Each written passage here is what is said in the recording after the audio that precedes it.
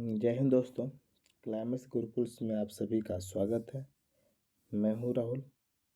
आज हम लोग पिछले क्लास में हम लोग बहादुर लोग प्रकाश लाइट चैप्टर से हम लोग क्वेश्चन नंबर 80 तक पहुँचे थे देखते हुए।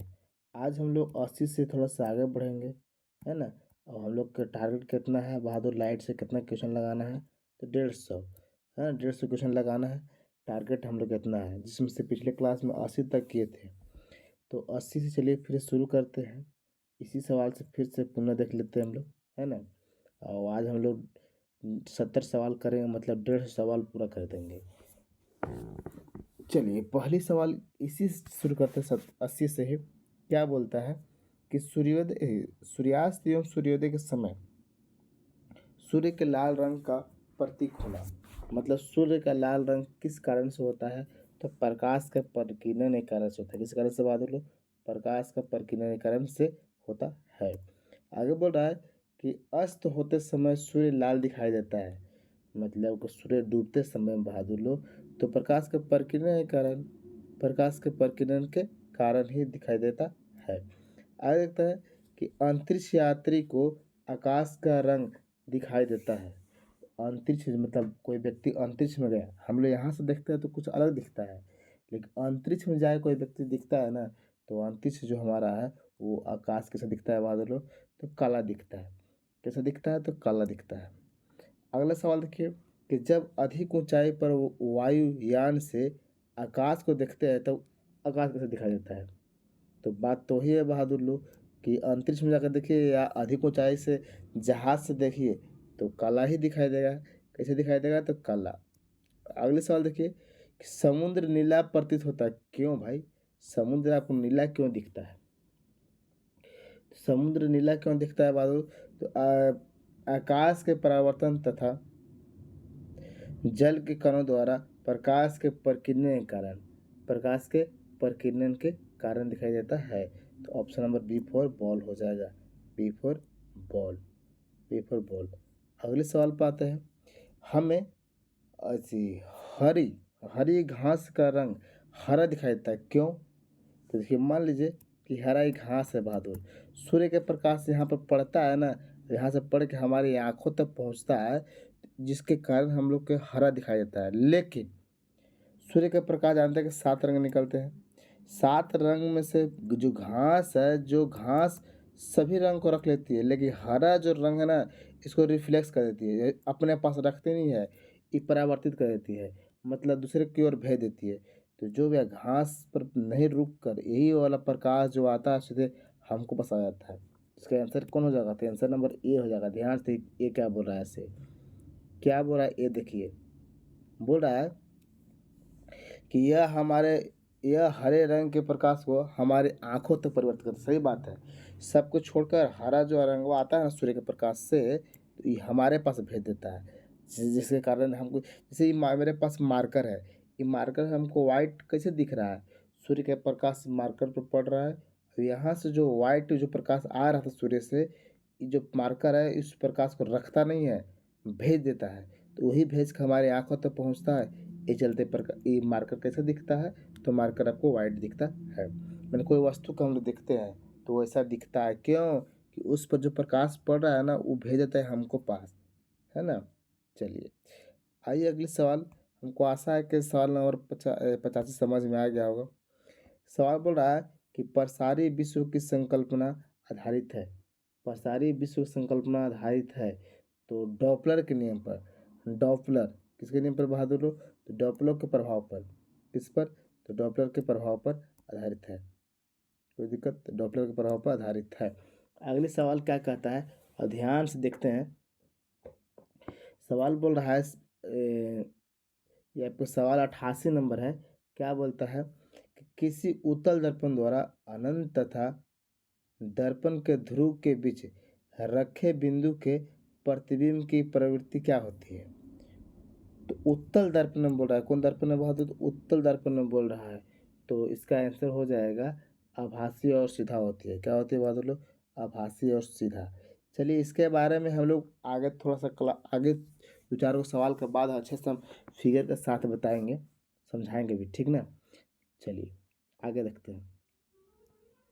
बोल रहा है कि कार्य में पीछे के यातायात को दृश्यलोकन के लिए किस प्रकार के शीशे का प्रयोग करते हैं। मतलब कि शीशा का जो साइड में होते हैं, अब पीछे से गाड़ी आ रहा है, कौन गाड़ी आ रहा है जा रहा है, उसको देखने के लिए गाड़ी में रखते हैं ना शीशा, तो उसमें कौन सा दर्पण प्रयोग होता है, ये सवाल ही कह रहा है।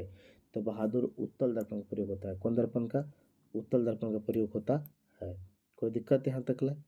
आइए अगले सवाल पे आते हैं। बोले कार के पीछे वाले यातायात को देखने के लिए कौन सा प्रयोग होता है बहादुर लोग? तो उत्तल दर्पण को होता है। ये तो आपसे बन गया, कोई दिक्कत? अगले सवाल क्या बोल रहा है? सवाल नंबर कि वाहनों में पृष्ठ दृष्टि दर्पण के रूप में किस दर्पण का प्रयोग करते हैं? पृष्ठ दृष्टि मतलब पीछे वाला दर्पण को देखने के लिए, पीछे वाला को देखने के लिए बहादुर लोग, तो हम लोग क्या कर सकते हैं? तो उत्तल दर्पण बोल सकते हैं, उत्तल दर्पण का।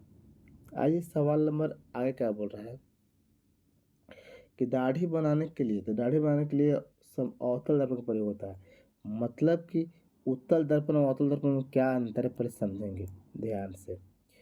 कोई वस्तु, देखिए यहाँ पर देखिए बहादुर लोग, कोई वस्तु छोटा चीज है, उस छोटा को बड़ा करके देखना होता है, तो हम लोग किसका प्रयोग करते हैं? तो अवतल दर्पण का। जैसे सैलून में जाते हैं, सैलून में हम लोग का बाल छोटा छोटा है, तो शीशा में देखते हैं तो बाल बड़ा दिखता है, तो उन लोग काटने में आसान पड़ता है ना। ये चलते अवतल दर्पण का प्रयोग। और जो बड़ा चीज है, बड़ा चीज को अगर छोटा कर दे, वही तो उत्तल बुलाता है। क्या बोलते हैं? वही को उत्तल बोलते हैं। लेकिन छोटा चीज को बड़ा कर दे, जैसे दांत चिकित्सक में, मतलब डॉक्टर लोग दांत में देखते हैं कीड़ा वगैरह हो गया, जैसे आप चॉकलेट खा रहे हैं, आपको दांत में कीड़ा हो गया, या कान में देखना है कोई चीज़, है ना, दांत में देखना है, दांत में डायरेक्टली हमको दिख ना रहा है क्या कि दांत में है, कौन कीड़ा है, नहीं है पता चल रहा है। लेकिन यही दर्पणवा के ले जाके दांतों के पास रखेंगे ना, तो छोटा चीज़ बड़ा हो जाएगा। तो उसी को बाद सवाल आता है कि डॉक्टर किसका प्रयोग करता है? तो आपको क्या, तो अवतल दर्पण, या दाढ़ी बनाने में भी बहादुर अवतल दर्पण का।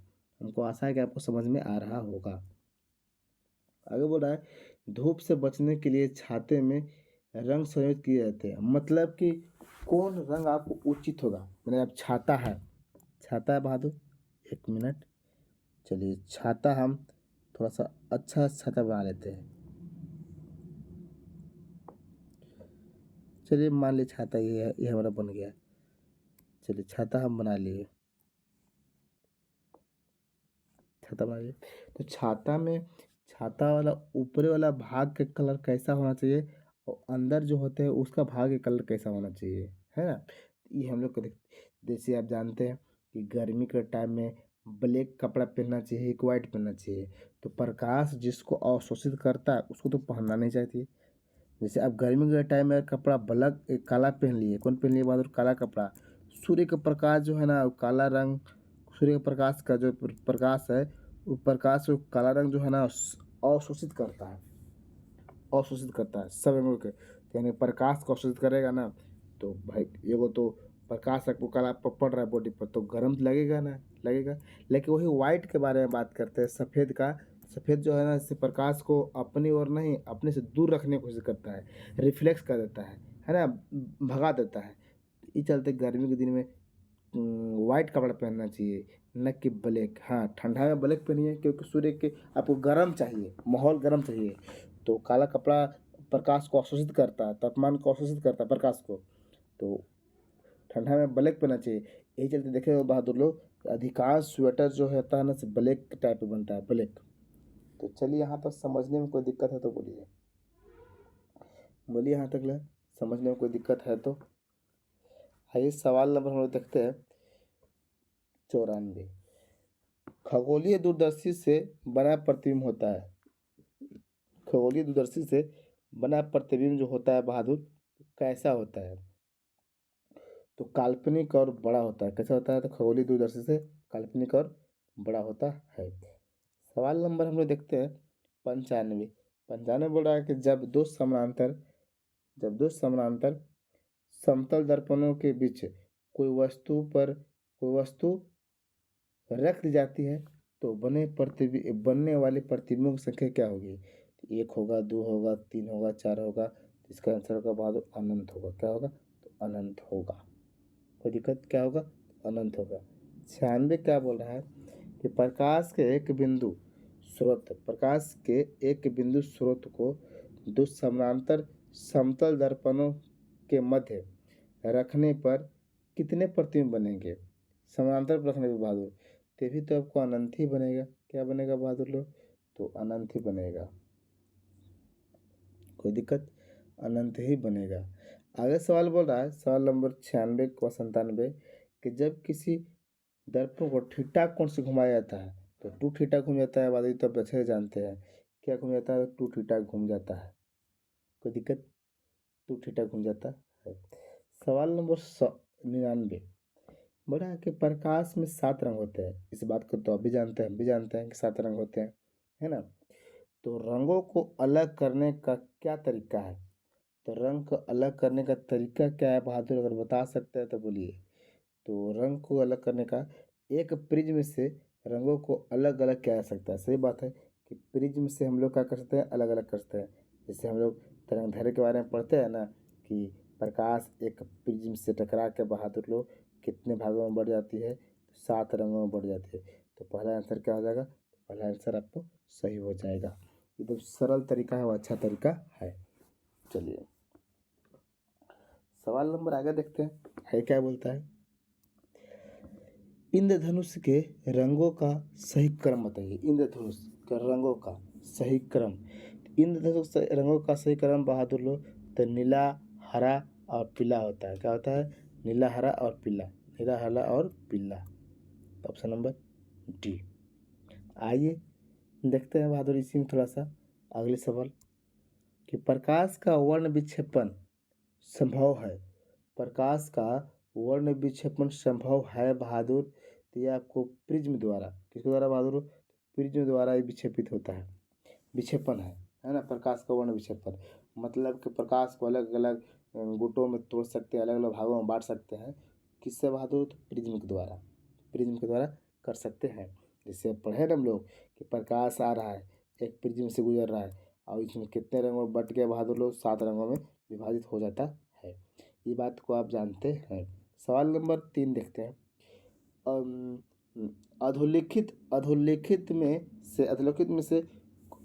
में से कौन सा रंग इंद्रधनुष के मध्य में दिखता है? तो इंद्रधनुष के मध्य में दिखने के बाद कह रहा है बहादुर लोग, तो कौन सा रंग है को बता सकते हैं? तो ये देखिए, इसका इंद्रधनुष में मिलने वाला रंग बहादुर, तो क्रम लिख देते हैं। इंद्रधनुष में मिलने वाला रंग जैसे सब क्रम से लिख देते हैं। चलिए 1 मिनट, हाँ रेड्स लिखते हैं। लाल, लाल लिखा हुआ ठीक ना? लाल, लाल के बाद बहादुर नारंगी, नारंगी, नारंगी के बाद अगर बोल सकते तो पीला, पीला बहादुर, पीला के बाद अगर बात करें तो हरा, जो ग्रीन बोलते हैं। हरा के बाद बहादुर नीला, नीला के बाद बहादुर जामुनी, जामुनी, जामुनी के बाद बहादुर बैगनी, बैगनी, बैगनी के बाद बहादुर, अब क्या हो गया? 1 2 3 4 5 6 7, 7 को स्पष्ट हो गया बहादुर। इसका मध्य हम बोला तो मध्य में देख लीजिए, तो मध्य में कौन है? एन से 3 और एन से 3, तो मध्य में कौन है बहादुर लोग? तो मध्य में इसका आंसर हो जाएगा हरा। कौन हो जाएगा? तो हरा। तो आंसर क्या मारेंगे हम लोग? तो आंसर मारेंगे option number B for ball. तो यहाँ समझ में आया कि नहीं आया? बीच में पूछ दिया तो बीच में मार दिए, कोई दिक्कत बहादुर लोग बताइए? कोई दिक्कत है तो बोलिए। सवाल नंबर हम लोग आगे आते हैं। इंद्रधनुष के दोनों सीमांत वर्णपट होते हैं। दोनों सीमांत मतलब दोनों तरफ कौन होता है बहादुर? इंद्रधनुष के एक लाल, देखिए यहाँ पर देखिए क्या है इंद्रधनुष में, तो एक है बहादुर लाल, एक का है तो बैगनी, तो मार दीजिए। तो लाल और बैगनी इसमें कौन है? लाल और बैगनी कौन है बहादुर? तो हमको एक ही को दिख ही रहा है लाल बैगनी, और क्या है? तो ऑप्शन नंबर डी में है लाल और बैगनी। कोई दिक्कत है यहाँ तक ला? आइए सवाल नंबर आगे देखते हैं। दोपहर के 12 बजे किस दिशा में इंद्रधनुष लगती है? तो दोपहर के 12 बजे बहादुर कहीं नहीं लगती है, तो कौन हो जाएगा answer? Answer D, answer D. देखिए बहादुर, अगर सूर्य यहाँ पर है तो हमेशा और हमेशा कहाँ लगेगा इंद्रधनुष? जस्ट आपका विपरीत, मतलब कि आपका आँख का ना सूर्य की तरफ है तो आपका पीछे लगेगा इंद्रधनुष, है ना? हमेशा के विपरीत इंद्रधनुष लगता है ना? आपका आँख का ना बहादुर सूर्य की तरफ, तो आपको पीठ की तरफ इंद्रधनुष बनती है। ऐसे सवाल पूछता है, या पूछता है कि जब आप इंद्रधनुष देख रहे हैं सूर्य का प्रकाश कहाँ पड़ रहा है? तो आपका पीठ पर पड़ रहा है। आपको पीठ पे पड़ रहा है कि नहीं? या इधर देख रहे हैं तो इधर पड़ेगा पीठ देने, या इधर देखेंगे तो हमको करना पड़ेगा सूर्य पीठ देने पड़ेगा, है ना? तो सूर्य का विपरीत बनता है। अगर मान लीजिए सूर्य पूरब साइड में उगा हुआ है तो बहादुर हमेशा पश्चिम साइड में बनेगा इंद्रधनुष। अगर पश्चिम साइड में सूर्य चल गया तो कहना कहना बनेगा तो पूरब बनेगा। ऐसा नहीं कि पश्चिम दाने इंद्रधनुष भी बन रहा है और पश्चिम के साइड ही सूर्य भी है, तो नहीं, ऐसा नहीं बनता है। तो इसके बारे में बहादुर कल हम अच्छे से विस्तार से बताएंगे, है ना? कल अगर चैप्टर में बताना भी है हमको है। चलिए, समझ में आया कि नहीं आया? आइए, जल में वायु का बुलबुला जिसकी भांति व्यवहार करती है, मतलब किसके वजह से, कौन सा दर्पण की वजह से बहादुर ऐसा भांति व्यवहार करती है जल में? तो जल में अगर हम बात करते हैं तो कोई बताइए इसको बहादुर लोग। चलिए इसको देखते हैं कौन इसका होमवर्क बताते हैं। क्वेश्चन नंबर 108, 108 का आंसर बताइए आप लोग। 108 का आंसर जल्दी फटाफट कमेंट कीजिए। 108 का क्वेश्चन नंबर लिख के, क्वेश्चन नंबर 108 लिख के यहाँ पर आंसर लिखेंगे, ABCDDF जो लिखना है, या इसका नाम लिख सकते हैं। आप लिख के बताइए, फटाफट, लेट नहीं करेंगे। देखना चाहते हैं कौन बताते हैं। चलिए तब तक हम 109 पढ़ते हैं। जल के अंदर वायु का बुलबुला व्यवहार करता है। हाँ देखिए, यही चीज़ है बहादुर, चारों में से चारों के यहाँ पर नाम दे दिया गया है, तो कोई बता दीजिए। तो इसमें बताया जाता है अपसारी लेंस जैसा। कौन बहादुर? अपसारी लेंस। तो अब अपसारी लेंस बहादुर उसमें से किसे बोला जाता है अपसारी लेंस? आप ढूंढिए पहले, कोई दिक्कत। आइए क्वेश्चन नंबर 10 बोलता है कि किसी व्यक्ति द्वारा पूरा प्रतिबिंब देखने के लिए एक समतल दर्पण की न्यूनतम ऊंचाई कितनी होना चाहिए? तो बहादुर आधा होना चाहिए। क्या होना चाहिए? उस व्यक्ति के ऊंचाई का कितना होना चाहिए? तो आधा होना चाहिए, तभी व्यक्ति को देख सकते हैं। और आधा से थोड़ा सा भी कम हुआ तो व्यक्ति को पूरा अच्छे से हम लोग देख नहीं सकते हैं। कम से कम कितना होना चाहिए? तो न्यूनतम मतलब सबसे कम वाला, सबसे कम वाला कितना होना चाहिए? सबसे कम में कितना होना चाहिए बहादुर? तो आधा होना चाहिए सबसे कम में। इससे ज़्यादा कम होना नहीं चाहिए। कोई दिक्कत? सवाल नंबर आगे देखते हैं। एक समतल दर्पण की वक्रता त्रिज्या होती है, क्या बहादुर? वक्रता त्रिज्या कहाँ होता है? शून्य, अनंत, एक, एक और अनंत के बीच। तो बता दीजिए बहादुर लोग कि अनंत पर होती है। कहाँ होती है? तो अनंत पर, अनंत पर। कोई दिक्कत बहादुर लोग? अनंत पर होती है।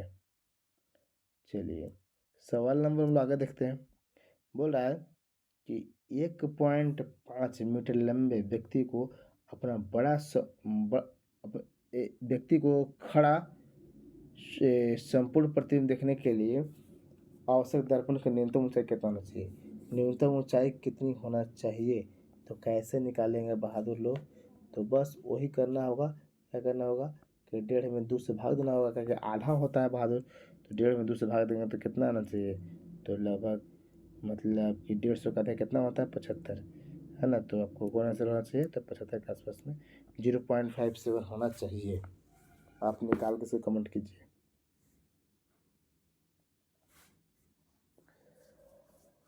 चलिए यहाँ तक समझने में कोई दिक्कत है बहादुर लोग? फटाफट बोलिए।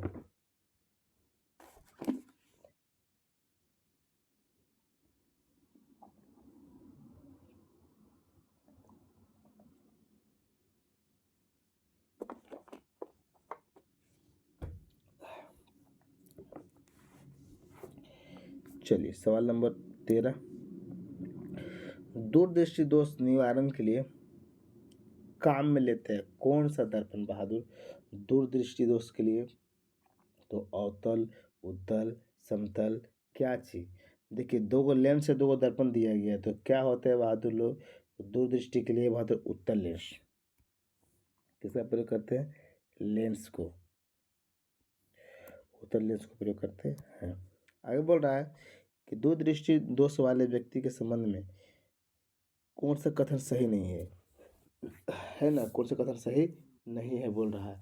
तो पहली चीज पढ़ते हैं इसके बारे में। पहला कथन क्या बोलता है कि व्यक्ति दूर के पिंडों को स्पष्ट देख सकता है। अच्छा, ये तो सही है बहादुर लोग। दूर दृष्टि करने का मतलब कि दूर के दिखता है, नजदीक के नहीं दिखता है। तो पहला सही है। दूसरी का है कि लेंस का नाभ्यांतर अधिक होती है।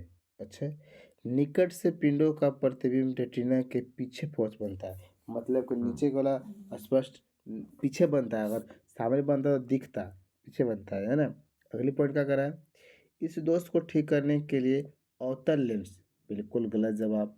जस्ट पढ़े हम लोग, जस्ट पिछला क्लास में पिछला पॉइंट पढ़े, तो जस्ट यही सवाल है ना बहादुर, तो यही गलती कर दिया। तो गलती कर दिया तो आंसर गलती है पूछ रहा था, तो कौन मार देंगे बहादुर लोग, तो गलती मार देंगे, कोई दिक्कत। निकट दृष्टि दोष दूर करने के लिए कौन सा लेंस लाया जाता है, निकट दृष्टि दोष। देखिए इसका सबका नाम दे दिया है और इंग्लिश में नाम दिया है, तो कैसे बनेगा बहादुर लोग। इसका इंग्लिश में नाम दिया तो उसको हो जाएगा कॉनकैव। क्या बहादुर लोग, कॉनकैव, हाँ, नतोदर, नतोदर। इसका हिंदी भी पता होना चाहिए, है ना, खाली इंग्लिश से काम नहीं चलेगा बहादुर लोग, हिंदी इसका पता होना चाहिए। आइए नतोदर के बारे में हम लोग देख लिए। चलिए सवाल नंबर हम लोग आगे आते हैं 15-16। बोलता है कि निकट दृष्टि दोष को ठीक करने के लिए क्या कहता है, निकट दृष्टि दोष। तो बहादुर निकट दृष्टि दोष को ठीक करने के लिए तो क्या प्रयोग कर सकते हैं, तो अवतल लेंस प्रयोग करके। किसका बहादुर लोग, तो अवतल लेंस, अवतल लेंस को प्रयोग करके करते हैं। तो ऑप्शन नंबर क्या आ जाओ, तो option number B for ball, B for ball. सवाल नंबर बोलता है कि मायोपिया मतलब कि निकट दृष्टि को ठीक किया जाता है, तो निकट दृष्टि को तो अवतल लेंस, अवतल लेंस बहादुर, है कि नहीं अवतल लेंस। देखिए इसका इसका साइंटिफिक नेम दे दिया, निकट दृष्टि दोष को क्या बोलते हैं, तो मायोपिया बोलते हैं। और बहादुर अब आपसे है कि दूर दृष्टि दोष को क्या बोलते हैं, दूर दृष्टि दोष को क्या बोलते हैं, है ना। और एक और होता है बहादुर लोग, एक निकट होता है, एक दूर होता है, और एक होता है क्या बोलते हैं, जरा दृष्टि दोष। तो इसका जरा दृष्टि दोष के बारे में बताइए बहादुर कि जरा दृष्टि दोष में कौन सा लेंस का प्रयोग करते हैं, है ना। जरा दृष्टि दोष में बहादुर लोग, सॉरी, जरा दृष्टि दोष में कौन सा लेंस का प्रयोग करते हैं, ये आप बताइए। चलिए सवाल नंबर 17 और 18। निकट दृष्टि दोष की रोग मुक्त होती है, निकट दृष्टि दोष के रोग किससे मुक्त होते हैं, मतलब कौन सा लेंस के द्वारा रोग मुक्त हो सकती है। तो निकट बोला है बहादुर, तो मतलब कि कोई वस्तु को नज़दीक वस्तु को देखना है तो छोटा से बड़ा करना होगा, तो बड़ा क्वेश्चन करते हैं तो उत्तल में नहीं, गलत हो गया है। इसका निकट दृष्टि दोष की रोग मुक्त होती है अवतल लेंस के द्वारा, वो हम दर्पण में बात कर रहे थे, लेंस के द्वारा होता है बहादुर लोग, कोई दिक्कत।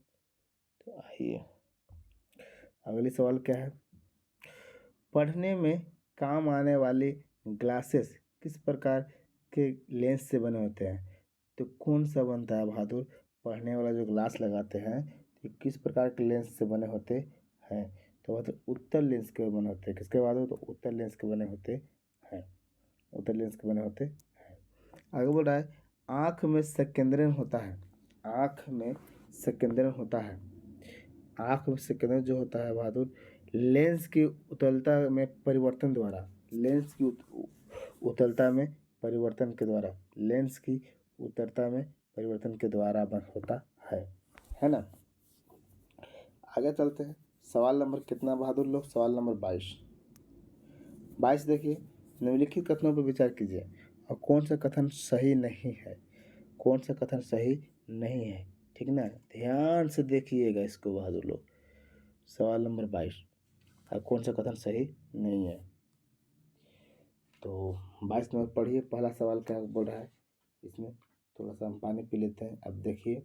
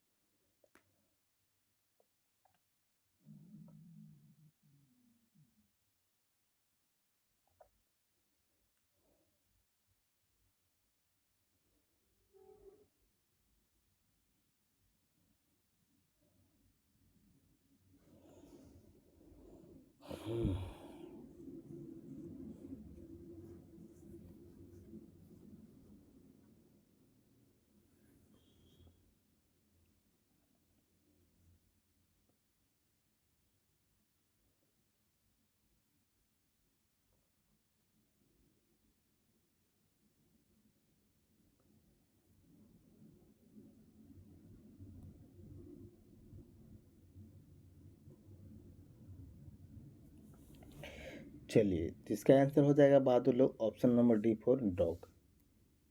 चलिए इसको देखिए तो आप लोग सही आंसर गलत आंसर है, आप देख के बताइए।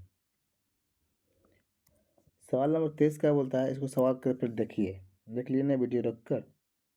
आइए सवाल नंबर 23 कि खोज बत्ती में दर्पण जो प्रयुक्त होता है वह होता है खोज बत्ती में, तो बहादुर खोज और लेंस में होता है वो कौन सा होता है बहादुर, ऑप्शन नंबर ए हो जाएगा। तो इसका इंग्लिश में क्या बोलते हैं, इंग्लिश क्या बोलते हैं बहादुर,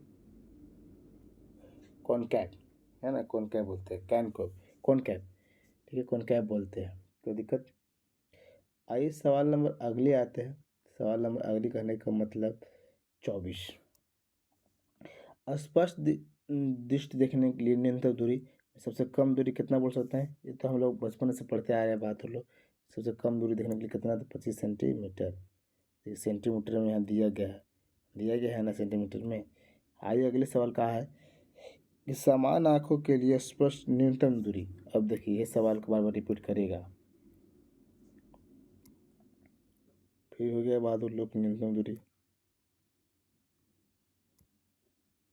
हाँ इस सवाल ठीक है, क्या सवाल कर रहा है कि आँख के लेंस का फोकस दूरी किसके कार्य से परिवर्तित होती है, किसके कार्य से परिवर्तित होती है, आँख के लेंस का फोकल दूरी किसके कार्य से परिवर्तित होती है, किसके कार्य से परिवर्तित होती है, तो बहादुर इसका हम लोग मार देंगे आंसर ऑप्शन नंबर, पढ़िए, पहली पुतली लिखा हुआ है, दूसरी रेटिना है, तीसरी सिलियरी मांसपेशी, चौथा चौथा है आइरिस, एक ई भी आंसर दिया है, कौन दिया है बहादुर, ई भी दिया है ना, इसका हम मार देंगे बहादुर सिलियरी मांसपेशी है, सिलियरी मांसपेशी, क्या मारेंगे, सिलियरी मांसपेशी, सिलियरी मांसपेशी।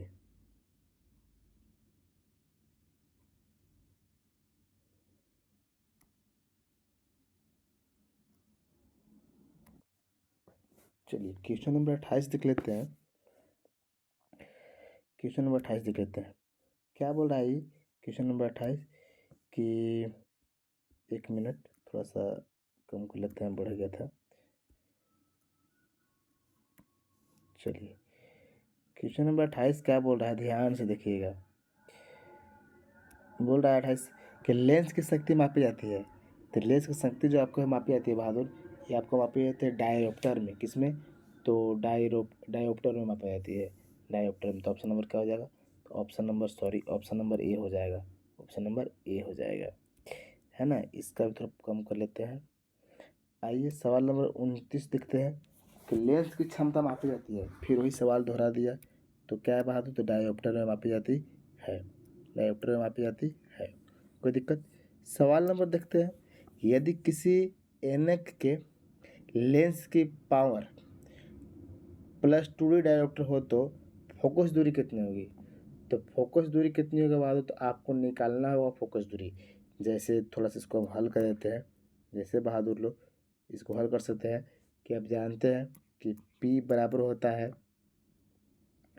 P बराबर क्या होता है बहादुर, तो P बराबर आपको होता है 1/F, 1/F, कोई दिक्कत, 1/F।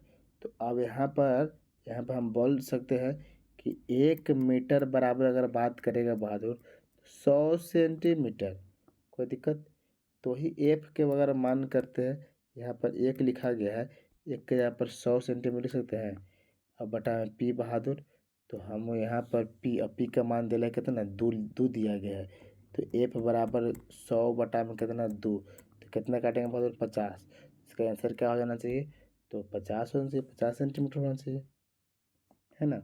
नहीं समझ में आया तो दोबारा देख लेंगे बहादुर अपने से, ये जो होता है 1 होता है ना, 1 जो आपको होता है 1, ये 1 होता है आपको मीटर में, सेंटीमीटर में निकाले खातिर क्या करेंगे, 100 से गुणा कर देंगे या 100 हो जाता है, 1 मीटर बराबर 100 सेंटीमीटर, है ना।